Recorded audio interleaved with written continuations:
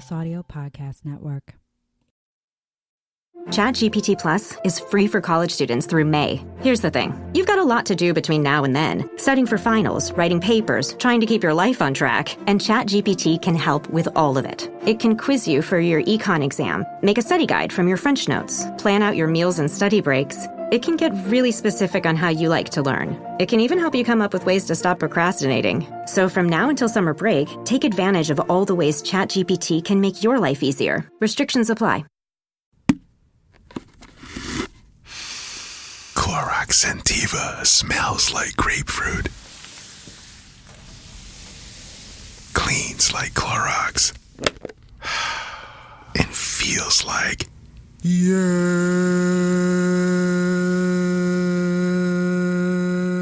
Okay, we could be here all day. Try Clorox Sentiva for a trusted clean with long-lasting freshness. Also available in lavender and coconut. Use as directed.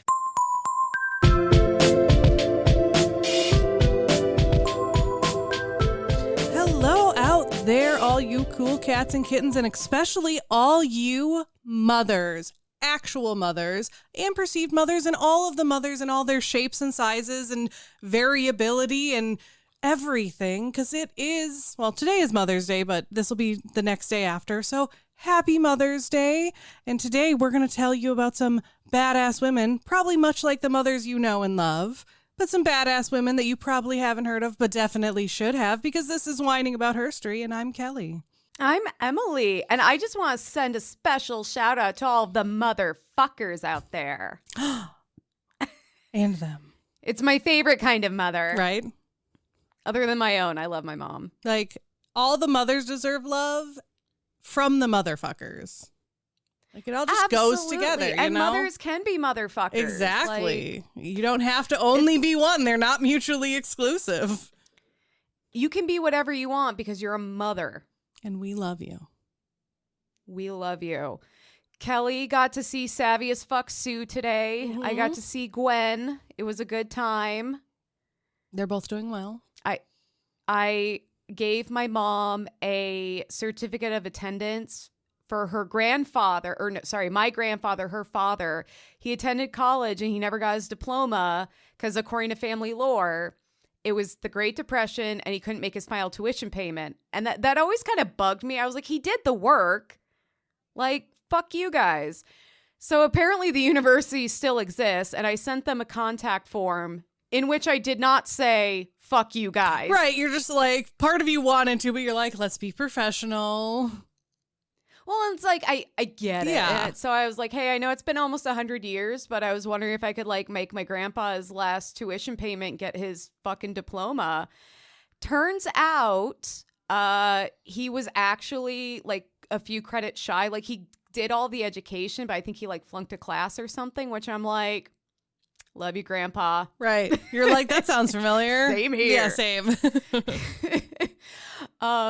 But the lady I talked to, Michelle, she was so nice. She actually got back to me. The most shocking part of this whole story is that I submitted a contact form online and someone replied like within a day. That's actually crazy. Really cool. She sent me a certificate of attendance, an alumni pin, like a really lovely letter. So I was able, it was all just in time. It came in the mail on Thursday. That's awesome. So it was just in time for Mother's Day. I made my mom cry. It is, she admits, she's like, this is the best gift I've ever gotten. Like, no, I can't, I don't know what could top this. And I'm like, well, that's why you're getting macaroni necklaces for the rest of your life, Mom. Right. You're like, I'm going to stop trying to top this at this point.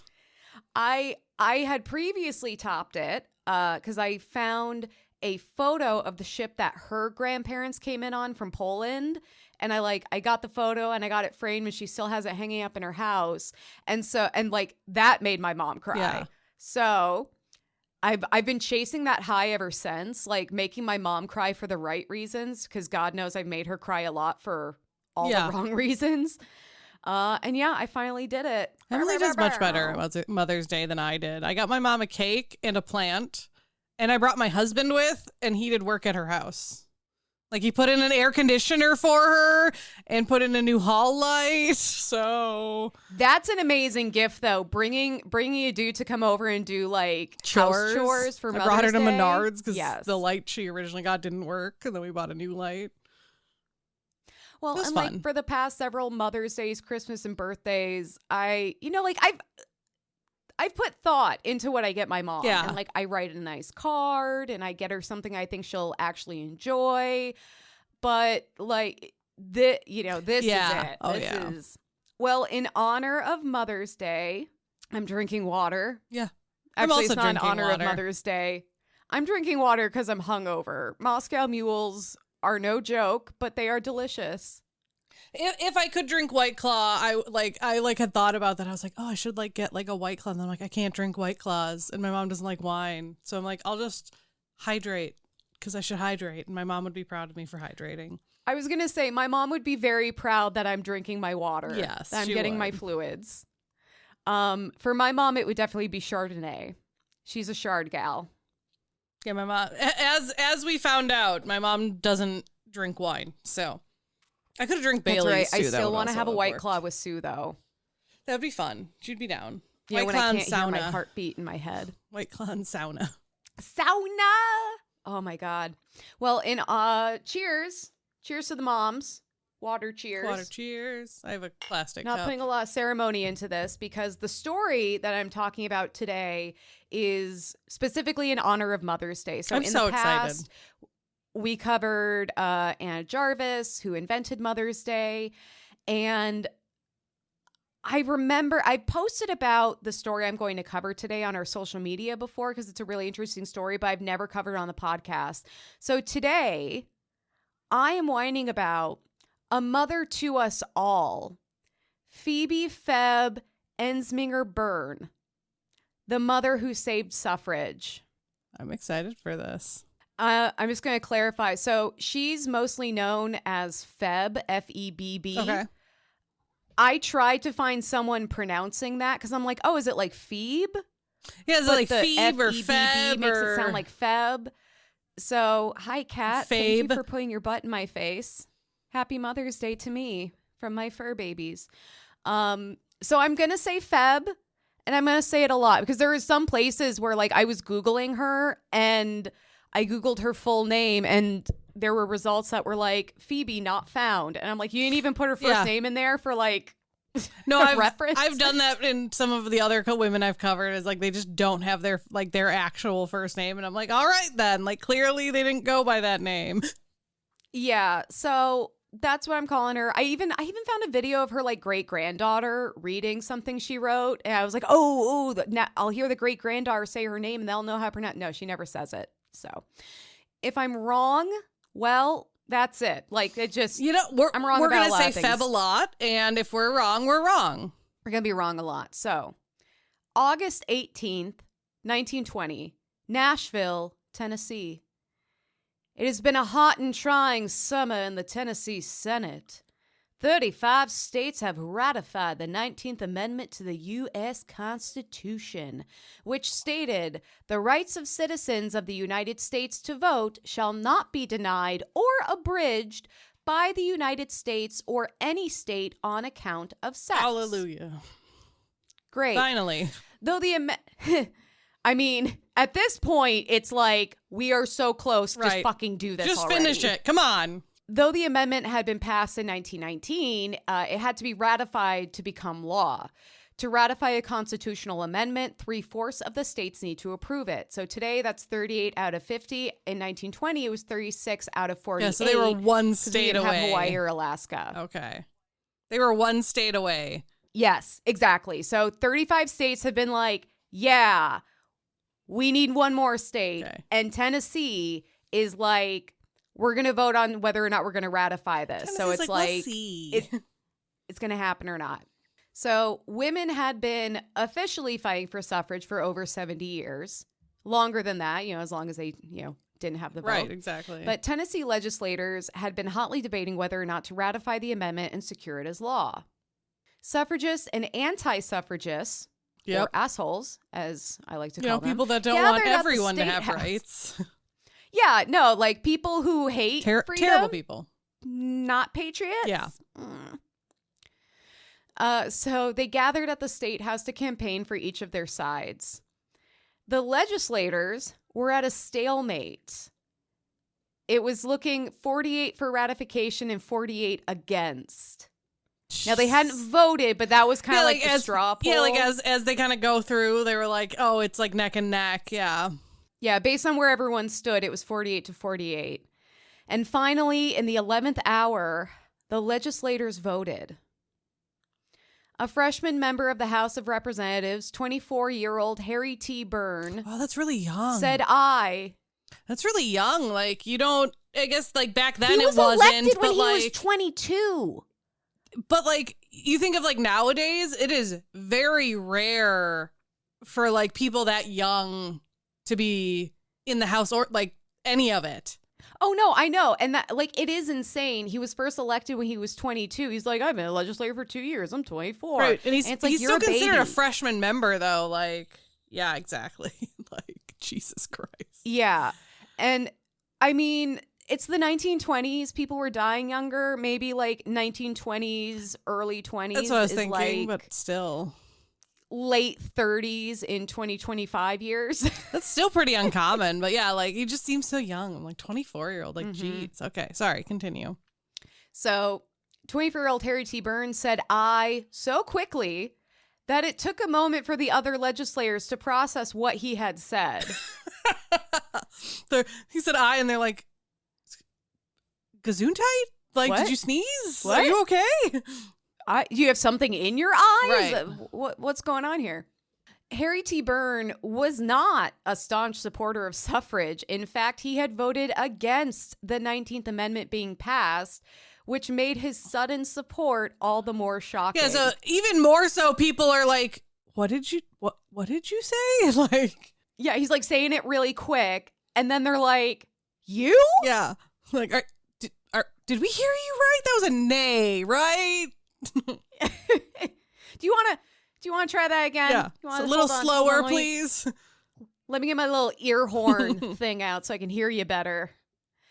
So what no one else knew was that Harry had received a letter from someone that morning.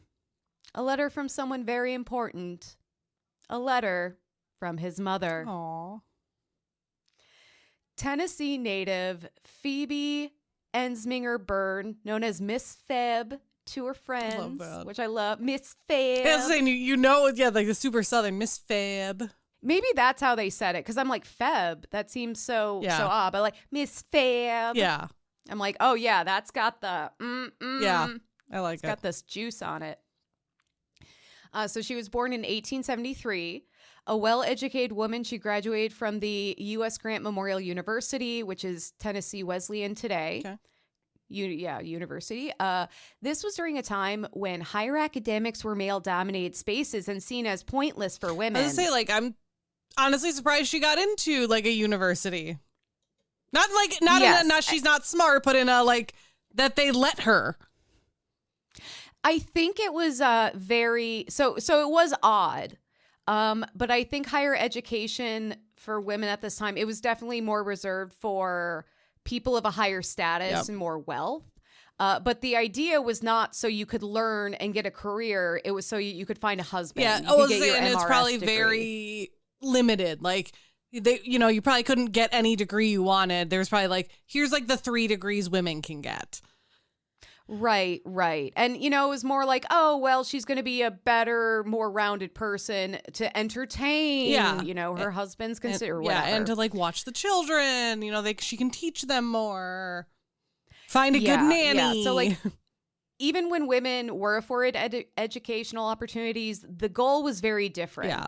So, but she did it, and she's a smarty. Hell yeah. Miss Febb loved to read and keep up with current events, reading up to 3 different newspapers each day. Mm-hmm.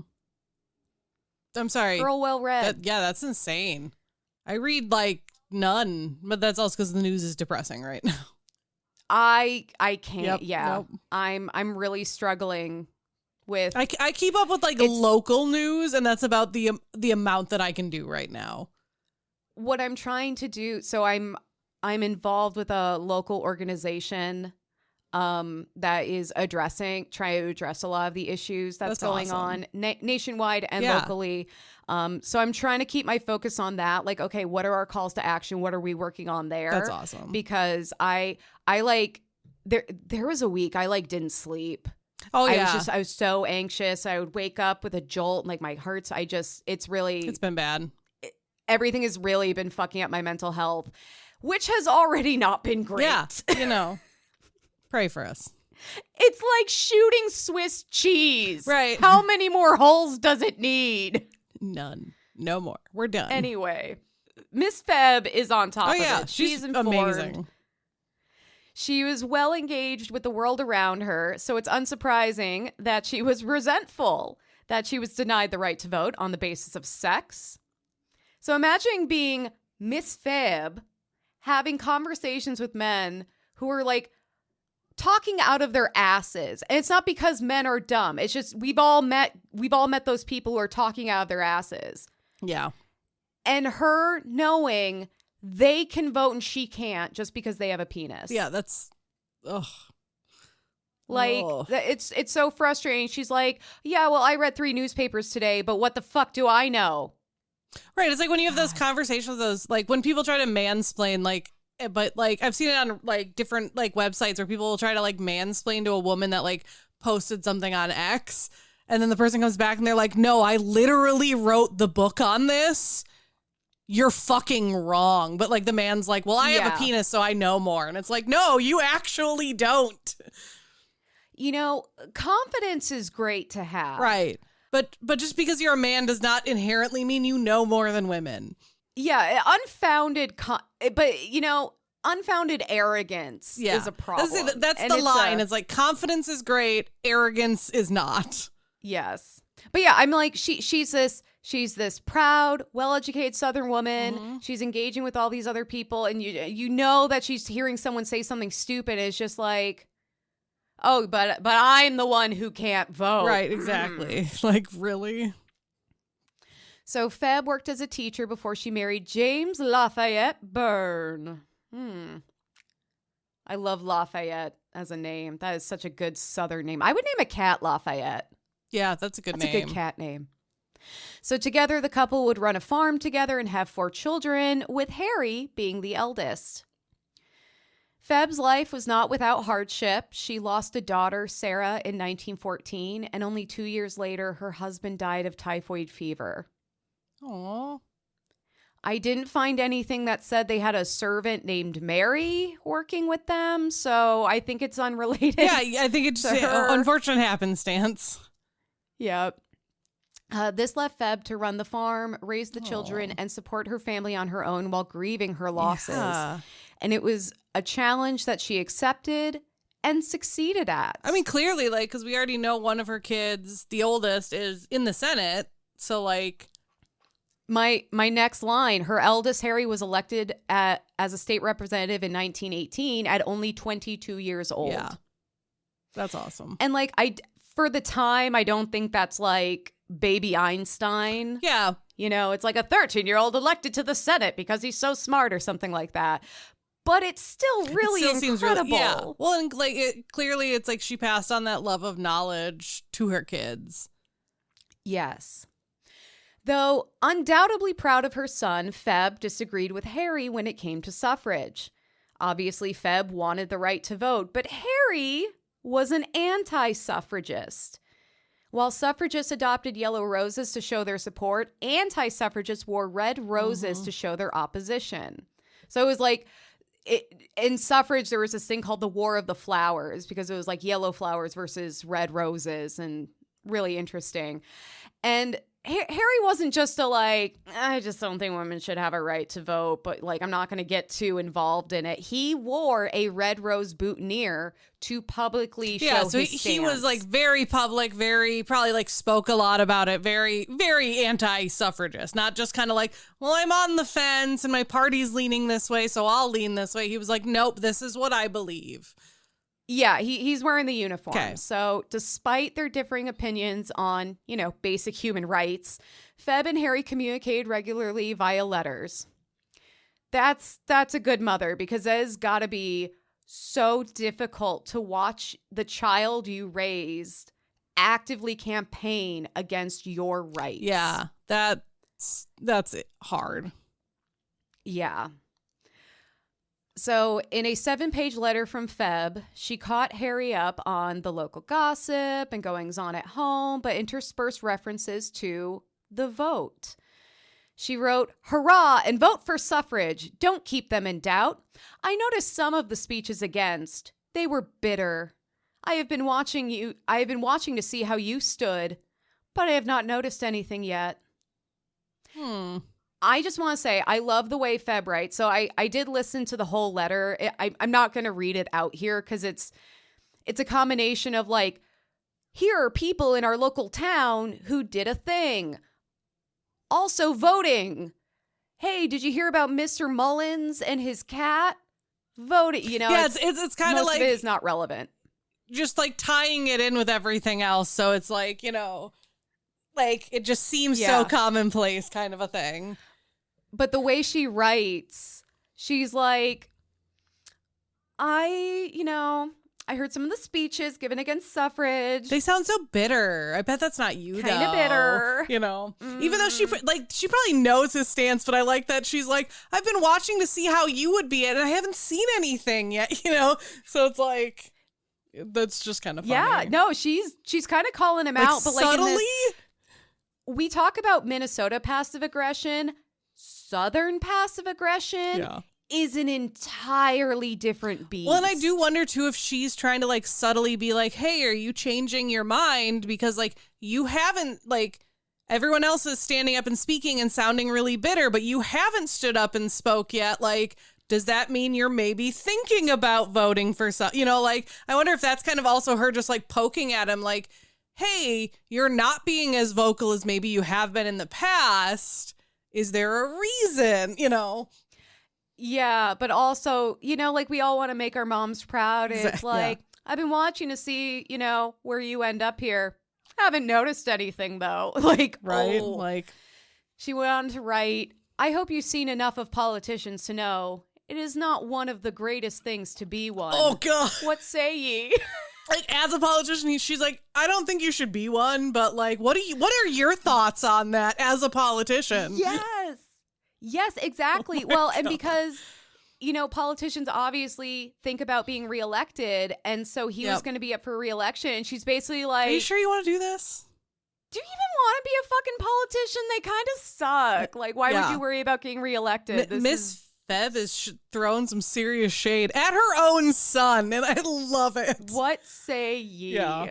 And like, you know how you can watch like a parent and their child communicate, and you interpret it one way, like, oh, they have such a nice relationship, but there's like a lifetime of layers to that conversation, and they're having a very different experience than you watching it. So I'm like, I wish I could have been in the room watching Harry read this letter, because that there's so much more to it. Like, this is his mom. Yeah, that is insane. She also wrote, I think you could study better. Have you been doing any serious thinking lately? I've been thinking all week long about writing you, but I just keep putting it off. That's hilarious.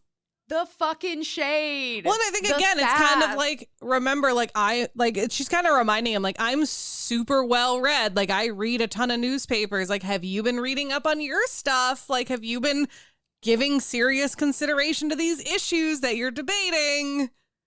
Well, and I feel like what she's saying is like, I think you could study better. Like, if you actually looked into really the issues, thought about this in a logical way, because anti-suffrage is not logical. Suffrage, it's like, no, all adults at a certain age get to vote. Why would gender or sex come into play at all? It's like, really think about, like, take a second to really think about that. And then she's like, I've been thinking all week long about writing you, but I just keep putting it off. Like, this vote is getting put off. Suffrage is getting put off. And she's letting him know, I've been thinking about this and the position you're in. Yeah, it's and that's yeah. And she says earlier he knows what she wants him to do 100%. because she says earlier, hurrah and vote for suffrage. Exactly. She's not she's kind of beating around the bush, but at the same time she's not. Yeah, she's not like yelling at him. She's not like, if you don't do this, I'm gonna fucking kill you. But she's like, this is my stance on it. Have you put thought into your stance on it? Yep. So finally, Febb closed the letter. Don't forget to be a good boy and help Mrs. Thomas Cat with her rats. Is she the one who put rat in ratification? Ha. So when she's talking about like Mrs. Thomas Cat, I think she's talking about like Catty Stance. Yeah, I think so. Yeah. And yeah, the rat and ratification. But I just love that. Don't forget to be a good boy. Yeah. How many times in his life did she tell him to be a good boy or tell him he was a good, that's just such an intimate mother-son thing. Yeah. It is. And then she's got a pun, which I'm just like, Miss Febb for the just swish nothing but net. Yeah. She signed the letter with lots of love, Mama. Which I love that, she's not, she's not, overly pressuring him. She's just kind of, joking. She's putting it in a very lighthearted way, making her feelings known and then just being kind of regardless of what happens, I love you. I'm still your mom. Yeah, exactly. So it's impossible to know exactly why his mother's letter and plea for suffrage affected Harry so much. What we know is that while still wearing his red rose boutonniere, his mother's letter was in his coat pocket when Harry T. Burn voted aye in favor of ratifying the 19th Amendment. So it's he's carrying both of these things close to his heart at the same time. Right. And one out over the other. Yeah, but the symbolism of it and the conflict and the duality of that, and it's kind of beautiful in its own way. Oh my God. Yeah. Fucking poetic. But also it's what's more important to you? This red rose symbolizing women aren't allowed to vote or your mother and her feelings. Your own mother's plea for equality. Yeah. So he voted aye in favor of ratifying the 19th Amendment, and you could say that made him the apple of his mother's eye. That's so bad. But it's kind Kelley of funny. Is fucking, I wrote that and I'm I've never been prouder of myself. Yeah, that one's pretty good. I was debating whether or not to title my part of the episode The Mother Who Saves Suffrage or Apple of His Mother's Eye. Yeah. But I think I'll do Mother Who Saves Suffrage. But everyone know that this is the subtitle. This is the in parentheses. This is the subtitle. And it is beautiful. I will give you this one. Featuring the apple of his mother's eye. Oh, maybe that's just what I do. That's amazing. So Harry's vote broke the tie in favor of suffrage, sealing the 19th Amendment as law in the United States, mainly for white women. Yep. We have talked about this extensively. Though the suffrage movement and us in the year of our goddess 2025 are thrilled by Harry's vote, and it just really feels like a no-brainer, anti-suffrage activists at the time were less than thrilled. They were bitter, you could say. I mean, they were probably super pissed. Harry actually had to hide out in the State House to avoid the angry mob outside. I was going to say, because anyone else wearing that red boutonniere probably had it out for him. Oh, yeah. And they all know who he was. They all know who voted. And he was wearing that red boutonniere when he voted. Yeah. Though this was hardly the end of fighting for voting equality, it was a huge step in the right direction. Without a mother's firm word, it may have turned out differently. Febb and Harry are immortalized in the Burn Memorial in downtown Knoxville, Tennessee. The bronze statue depicts Harry sitting in a chair holding his mother's letter in his right hand, with his mother standing next to him, her hand on his shoulder, holding a bouquet of flowers. It's also a really lovely statue. Yeah. Yeah. Do you see it in my notes? Oh, yeah. Oh, that's really sweet. Yeah, I did not see the red rose boutonniere on his jacket, though. I kind of that would have been a really interesting detail. That would have been like really cool too, just to like have it. Like obviously you wouldn't be able to tell it's red, but like I feel like they should have done that because like it is a piece of this story that it's like, yeah, he was an anti-suffragist. Like you can't just skip over that. Yeah. Well, I think that's the part that's the most incredible about it is that you hear the like slogans about, so, hey, that's someone's mother, that's someone's daughter, that's someone's sister.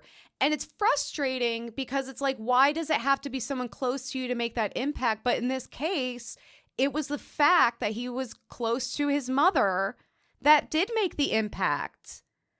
And I'm disappointed he couldn't make that connection before. Yeah.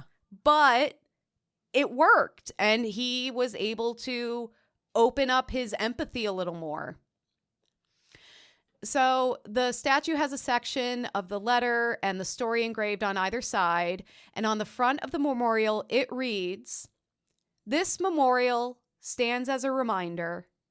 Every vote counts. Every letter or phone call counts. One more person doing the right thing can make all the difference." So happy Mother's Day, you magnificent bitches. And you motherfuckers. That was a beautiful story. Because I think I posted about this quite a bit when we were coming up on the 100th anniversary of it being the 19th Amendment being passed. Yeah, I think so. I vaguely remember the last name Burn. Burn, yeah. But I was like, oh my God, I can't believe I haven't done this for the podcast and it's Mother's Day. This is perfect. So thanks, Miss Febb. And to a lesser degree, Harry. Boy. Yeah, Harry was a good boy. Yeah, you're a good boy. So proud of you. Thank I'm you sure for opening up your heart. she was also very proud. She was. Yeah, she was like, that was my son. Was. That 49 to 47 vote, that was my son. I did that. Exactly. That's so fun. Well, Kelley, who are you whining about today? I will not make our uteruses glow. It's not that I forgot about Mother's Day. I knew it was Mother's Day. I just didn't write a story pertaining to Mother's Day because that's my life right now. That's okay, because the other story I thought about doing for Mother's Day was really, really sad. Well, I'm glad you didn't choose that one. Yeah. That'll be next week. In the days of slavery, people die, mother's desperation. I would like to cover it in the future because it's an important story, but it was not going to give the same vibe as this story did for Mother's Day. Yeah. So I'm covering Mary Burrill. That's her name. Mary Burrill. Is it Mary Church? No. Burrill. Burrill. Mary Powell Burrill. Okay, sorry. I'm thinking of Mary Church Burrell. Yeah, no. Nope. We're good. So Mary, occasionally referred to as Mammy by her close friends. You will hear me say it literally one other time in this story. We got Febb and Mammy. Yeah. Was born on August 1881 in Washington, D.C., the daughter of John Henry and Clara Eliza. I like the name Eliza. Clara Eliza. Yes. Beautiful name. She would receive a pretty well-rounded education. She would graduate from the M Street High School in Washington, D.C., which was one of the leading Black academic secondary schools in the country at the time. I should mention she is of African-American descent. When you said Mammy, yeah, I was like, I think saying Mammy gives it away, call. But just in case. So yeah, it was one of the leading secondary schools in the country. She was doing really well, and while there, Mary met a very special lady named Angelina Weld Grimke, and they would have quite a romance. Grimke? Yes, it might be K, like it's K-E at the end with an umlaut, but I think it's Grimke. Best last name I have literally ever heard. Oh my God. I don't care how straight you think you are. Everyone is DTF a Grimke. Clearly they're not straight. So yes, but I'm just saying, like, we're all with you here, Mary. I don't care who you think you are. We're all what you with think you. who you think you love. Mary, we are all Right. with you right now. So their connection ignited a lot of things in Mary, but one of them was a passion for writing and a subsequent shift later in life, or a subsequent shift in her life. Angelina herself would grow to become a Black journalist, poet, and playwright in her own right, and would very much encourage Mary to pursue whatever she wanted as well. But so when they got together, Mary was only 15, and she would actually, there's letters recovered between the two of them, and she would write to Angelina to express her affections, and she would write, quote, "Could I just come to meet thee once more in the old sweet way, just coming at your calling, and like an angel bending o'er to breathe in, oh my gosh, bending o'er you breathe into your ear, I love you." She would respond, Angelina would respond, reciprocating the devotion, writing, "Oh, mammy, if only you knew how my heart beats when I think of you, and it yearns and pants to gaze, if only for 1 second, upon your lovely face." Angelina would also write to her, "I know you are too young now to become my wife, but I hope, darling, that in a few years you will come to know me and be my love, my wife, how my brain whirls, how my pulse leaps with joy and madness when I think of these words, my wife." So, like, these two girls, because they're like 15 at the time, very, very much in love. I'm like... No, yeah, they're very young. Very, very much in love, but very, very teenage romance.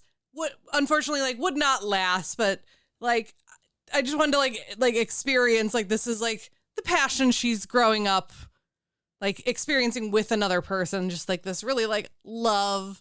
But you think of, like, yeah, your first, like, high school love, and it's, like, you are the person I'm going to be with for the rest of my life, when it's, like, yeah, probably not. It's like, no, the fact that you're both in high school means you're definitely not going to be together forever. Yeah. What but a it's very beautiful... Like, that is so beautifully written, and I just want everyone listening to know the bar has been raised. Yeah. Well, it doesn't surprise me that both of these women went on to be writers in their own respect. I'm like, yeah, I can see that. These are 15-year-old and girls. it's beautiful. Okay, what's your excuse, grown people? So yeah, like I said, they wouldn't end up lasting, and actually Mary's family would move to Boston, Massachusetts. And that's kind of one of the reasons they, ended up not being together. There's long distance relationships back then didn't work as well as then they do now. That's why I didn't marry my crush from when I was 13, because I moved to Minnesota. But he gave me a pair of earrings from Claire's and gave me like a really good embrace before I left. Aww. Yeah. That's very sweet though. Yeah, but he didn't write this shit No, exactly. to me, like, no wonder you didn't want to keep in contact with him. You were like, not good enough, dude. No. Mary would go on to attend Emerson College of Oratory, which is now just Emerson College. They dropped the end of it because they don't only do oratory related, like writing related things. She would receive her diploma in 1904, and Mary was the first woman of color to actually graduate from Emerson at this time. So damn, kicking ass, Mary. After graduation, she would actually return home. Well, not home. Her parents had moved, but she actually went home to Washington, D.C., and she would teach for the next 30 years. She would teach in a variety of schools and things like this. It would include Armstrong Manuel School, the Washington Conservatory of Music and School of Expression, Dunbar High School, which is the one she went to.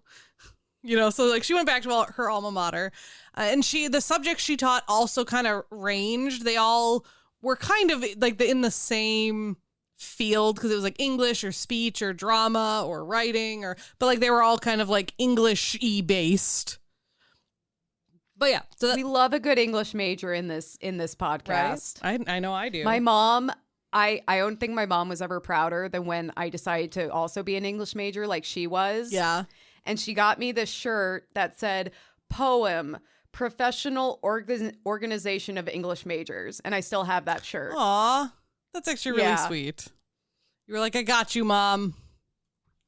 I'm going to make you proud. Not as proud as maybe you would hope, but, just set your sights a little lower. So some of Mary's students would become educators or writers on their own. And she's teaching the generation that would be highly involved in the Harlem Renaissance. So among some of her most famous pupils would be Willis Richardson, who was the first African-American dramatist to have a play produced on Broadway.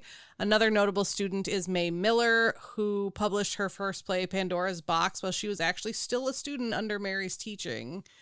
Oh my God. So, like, Mary's touching lives and doing the thing. But that's kind of like the background to what the rest of the stuff I'm going to talk about. But that, like, she's a teacher at heart and then doing other stuff at the same time. So obviously Mary was attracted to people of the same gender and was not super open about it, but like open enough, like, because it was highly discouraged at this time. So she really sought to kind of balance like who she was and her orientation with like, I don't want this to affect like my social position or my acceptance in the African-American community, because they weren't necessarily super open to that, or like my teaching position, because this was still very much a time of like, oh, you're a lesbian. If you teach my kids will become a lesbian. Therefore, you can't be a teacher.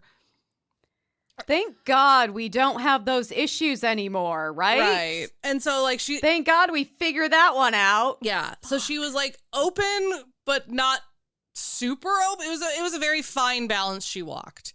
And that's got to be so exhausting. Oh God, I can't even imagine. You know, and having to really like feel someone out as to like what you can share about your life. Yep. You know? And it's like, okay, am I going to lose my job because this person finds out I'm gay? Am I going to, get attacked? And like at this time, lesbians, because it's two women, they're seen as like a less sexual being. No We've penis. talked about Sex that before. Happen. Where it's like, well, neither of them have a penis. Yeah. Yeah. But there is still that stigma and that fear and that risk, and it's so fucking sad. Right. And like queer erasure is definitely like a thing, but I think part of it is too like they almost had to like erase themselves for safety, and that is heartbreaking.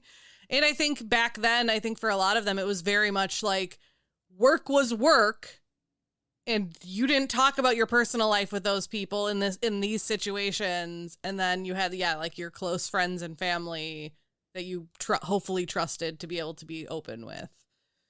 The reason I bring up her orientation is because in 1912, in the midst of her teaching career, she met another teacher who would become her long-term romantic partner, a woman named Lucy Diggs Slowe, who at the time they met was living in Baltimore, but was also an English teacher. So they met at like a conference. And then Lucy would move to DC to follow Mary, or like to be with Mary, and would also teach at the same school, actually, which I'm like, Jesus Christ, that would make it so much harder. But I guess you could just pretend you could be really good friends. Like there's easy ways to hide that. And because with women, there was a little more of that cushion of appropriate affection. Exactly. Like you can women hug, are allowed to be affectionate. You can touch each other, and like it's not viewed as like odd. Yeah, we're like, if men smile at each other, they have to immediately go, but no homo, bro. Right. So during the time that they were teaching together, they actually like prompted them to move in together, basically as roommates. Like, oh, well, we teach together, so we might as well like share a flat, and then we can ride, like they kind of played it off as that. I think at school it sounded like, but they would actually move residences within DC quite a few times, a lot of times to combat discrimination or to combat people like basically to kind of continue being under the radar. And they never publicly stated that they were a couple. However, the people that knew them really well, like their friends and families, they were recognized and a known couple. So this isn't one of those like, well, maybe they were just roommates or good friends. It's like, no, like to their friends and family, they did present as a couple. And they were roommates. Exactly. I actually saw someone like make that comment on one of the posts, but it was very much like tongue in cheek, where they're like, if you know, like what I'm referencing.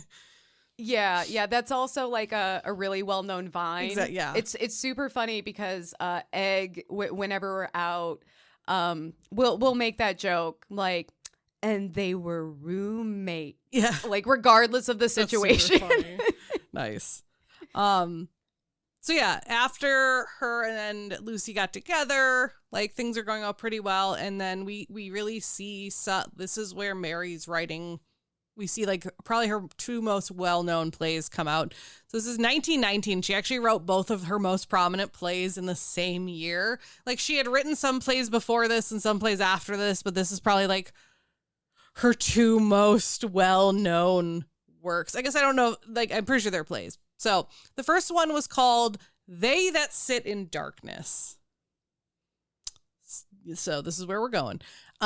This takes place in the rural South and highlights the realities of being a young Black mother with multiple children.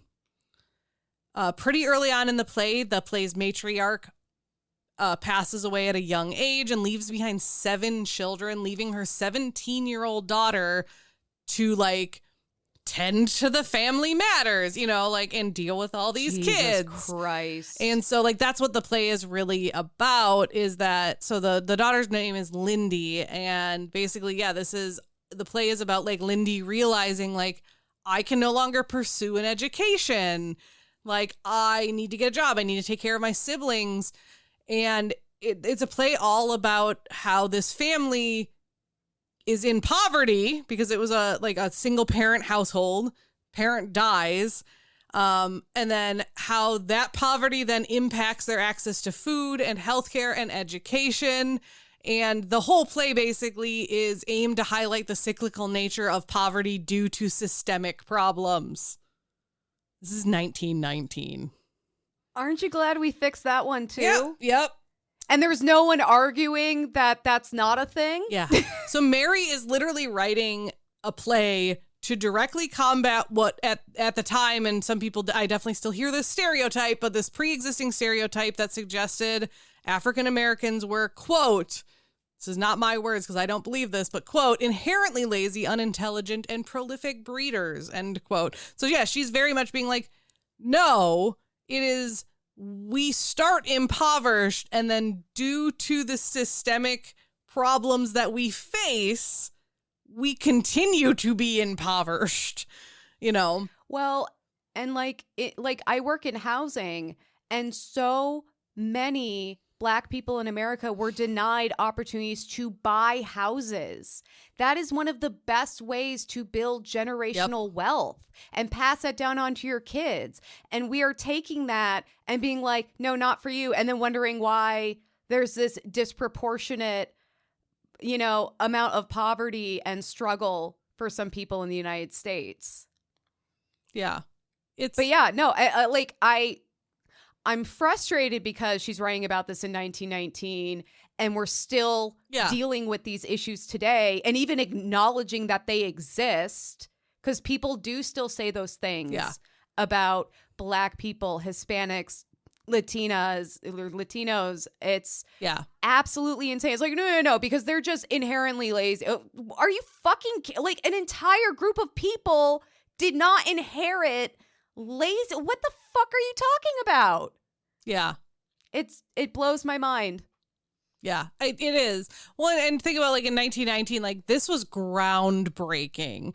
The fact that she is writing a play from the perspective of an African-American family in poverty that did not stem from this inferiority people think it does, but the cyclical oppression which trapped them in that is insane. And like I said, it was really well received, and it was actually published in a magazine called The Birth Control Review, which was actually a publication run by Margaret Sanger, which I think I don't know if we've covered, but I know we've mentioned her before.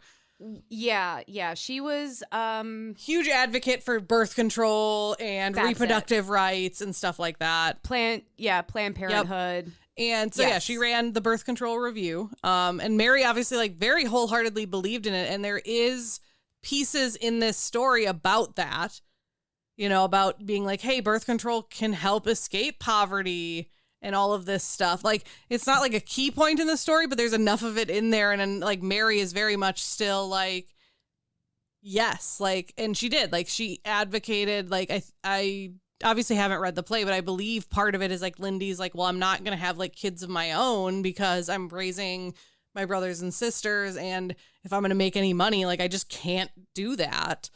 Well, for people who can have children, having control over their body and their reproduction and whether or not they have kids is a huge part of financial security. When too, and denying people the opportunities to take control of that is a huge part of the cycle of poverty. But this is also too, like, you have to remember 1919, this is, again, like, not only is this a book advocating for like, hey, cyclical oppression and cyclical things, and like African Americans are not inferior, they are just put in a shitty position. This is also before like women actually have their own reproductive rights. And she's kind of like, hey, we can use giving women reproductive rights as a way to help people out of poverty. Two birds, one stone. You know, it's so crazy because people love to bitch about people who are poor, people who struggle to make ends meet, you know, all of these things. And then experts come out and they're like, hey, here's how we can make it suck less. And then so people don't have to depend so much on government programs, which costs money, which pisses you off because, you know, you don't care about people, you care more about money. And they're like, no, we can't do that. Yeah, exactly. That's not right. People are meant to suffer and suffer until they magically aren't suffering anymore. And then I'm going to be mad about it the whole time. It's like, what the fuck are you talking about? Yeah, that's insane. This is 100 years ago. This is groundbreaking. Yeah. And so like in modern years, as like more historians have like studied Mary's plays and stuff, this has now been deemed a protest play due to like the commentary it made. And I'm like, definitely, like, yep. So the second play, like I said, she wrote in the same year. This is also 1919. This one's called Aftermath. And this is, again, set in like the rural South Carolina in particular. And this one actually depicts a young soldier named John returning from World War I, who upon making it home finds that his father has been a victim of a lynching. Oh my fucking God. So in particular, John, so the son that came home, has earned a medal for his bravery for fighting off soldiers, saving the lives of white and black men in his company, and all of these things. So like he's like a war hero, like not just a regular soldier, but like someone that's been commended for like the things he's done in war to come home and find that. So upon returning home, he's obviously faced with the reality of, hey, your service does not mean you now no longer face discrimination and violence. You still get to face that along with all the like PTSD and everything else that you're going to now face being a soldier. There is nothing that you or anyone in your family can do that is going to save you from everyone else's hatred and racism and violence. Yep. So Mary specifically said that she wrote this book underlining the fact that, quote, American society forces African Americans to fight in foreign wars to protect white Americans, while African Americans go unprotected from terrorists who lynch and burn them at home. Yeah. Yep. I have nothing to add. That's when exactly John finds out what happened, when the man in the play finds out what happens, he goes to seek revenge against the white men responsible for the murder of his father. And basically, yeah, like it's this example of like an assertive man who is going to selflessly and fearlessly confront racism and like the outcomes of like what happened while he was away. And yeah, it was published in the Liberator, which is like was a socialist magazine, but it did really, really well. It did eventually get performed in New York City and like go on to do really well, but it was this really big, like impactful, like, I mean, obviously it was this really sad piece, but like it was this really impactful piece of like yeah, like how else are we supposed to confront this other than by confronting it like head on? And, maybe vengeance isn't always like the best option, but like what else are you supposed to do when it's hate crimes? Well, it's one of those things where it's no one is going to protect you. Yeah. The police are not going to protect you. In fact, they're not even neutral. They're actively harming you, you know? Like we've covered so many stories where it's like, oh yeah, the cops in this area were all a part of the KKK. And, the government is not going to protect you. The laws are not going to protect you. Yeah. What else are you supposed to do? Roll over and be killed? Yeah, exactly. So, like I said, probably not widely received in white audiences, but still widely like well received. I feel like these are some like plays and books that need to have a resurgence. I know, because they feel really relevant. Yeah. Like frighteningly relevant. Yeah.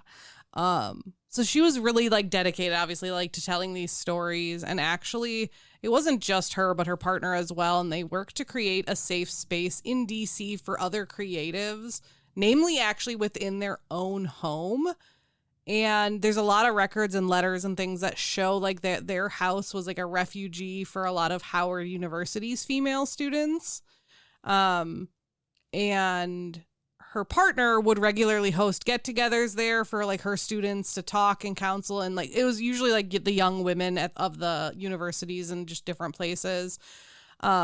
They would also receive a lot of other educators there, namely, like they had a meeting with Mary McLeod Bethune, who I know we've covered because I'm pretty sure I covered her.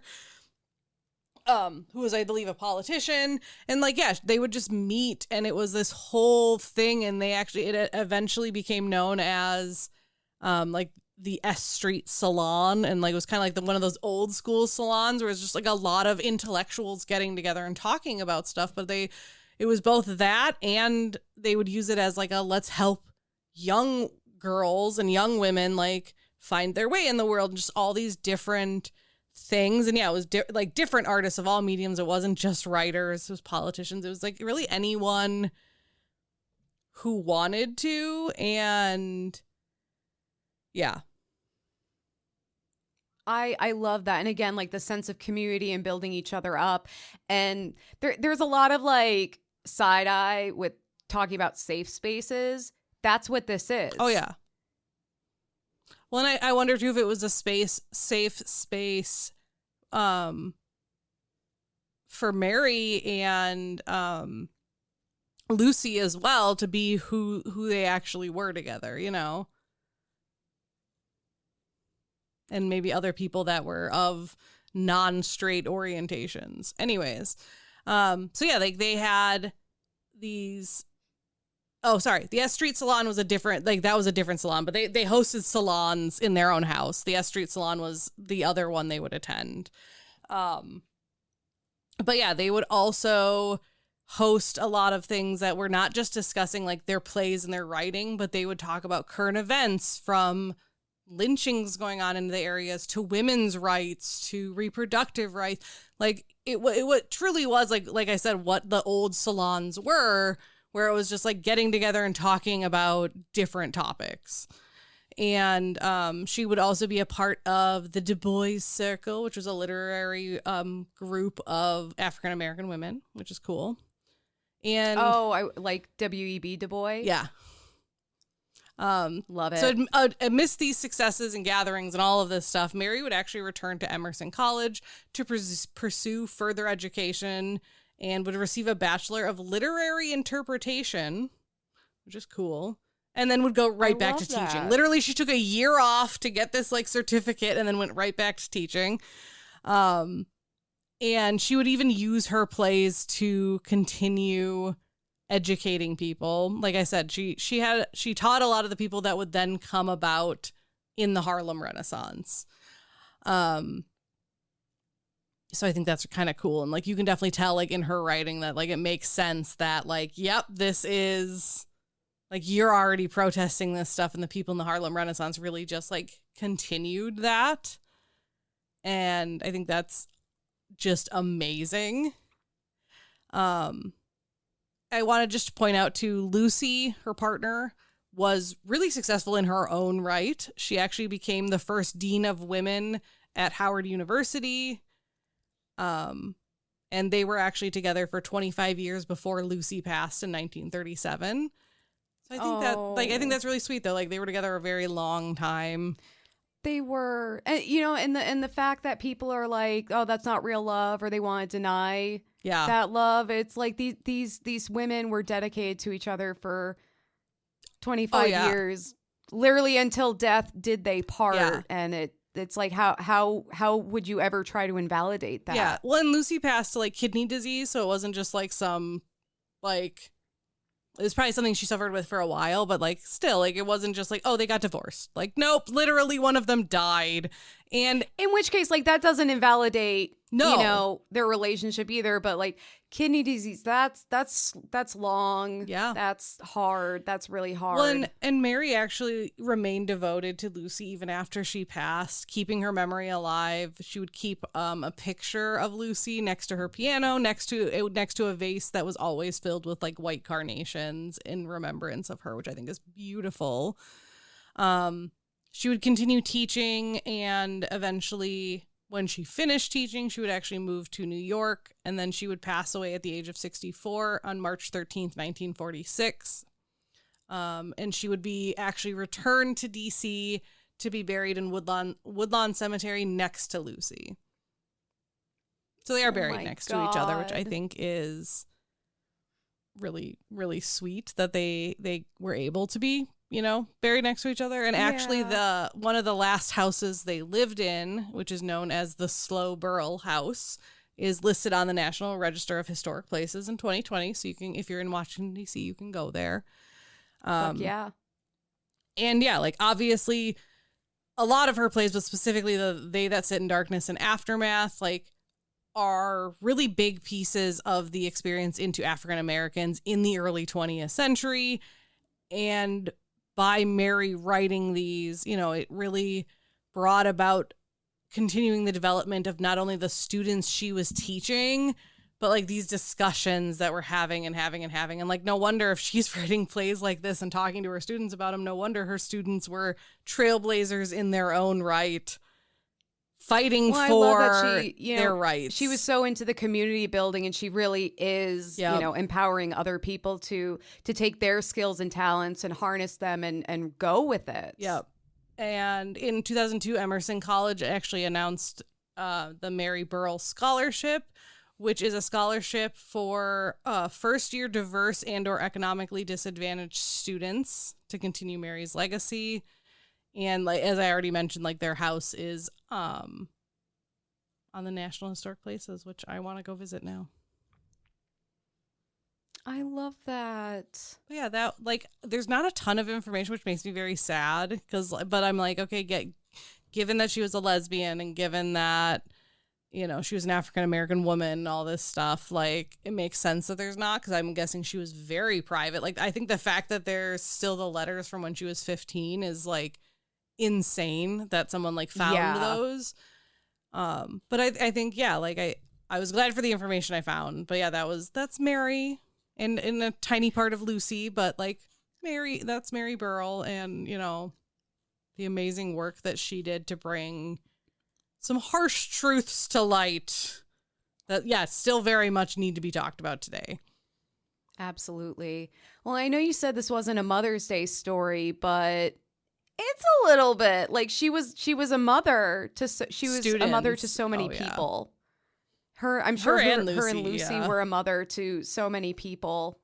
And that I think that's the beautiful thing about motherhood. There are those people who are like, if you had a C-section, you're not a real mother. It's like, then why am I paying to raise this fucking kid? Well, and that's why I said in my intro, like mothers in all shapes, sizes, and like walks of life, because there are men that would be considered mothers because maybe they're a single dad. They're still taking on the role of a mother. Motherhood comes in so many different forms, and you really never know how you are going to be a mother to someone.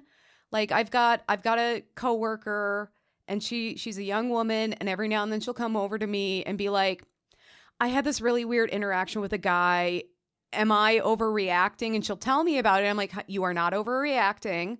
That was weird. And your feelings of being uncomfortable are completely valid. Because I'm like, oh, I've been there. And like, I feel like a mother at that point. I'm like, oh, and girl, if you need help, if you need me to tell someone that you're not here or that you died, like, you just let me know. Yeah, exactly. Or, you know, like when I hang out with Q and J, like they have a wonderful, beautiful mother, but I get to be part of that like maternal support. Yeah. You know, or even the people who go to pride parades wearing shirts that just say free mom hugs or like, I'm your mom now. Yeah, exactly. Like motherhood and what it is to be a mother is different for everyone. It absolutely is. Well, Kelley, I don't have the Brave book with me, but I do if you want me to read the next passage. Well, I actually have a question for you. Okay. That does go along with the idea of bravery. I'm good with that. Do you want to go help someone get married? Yes. Like right now? What?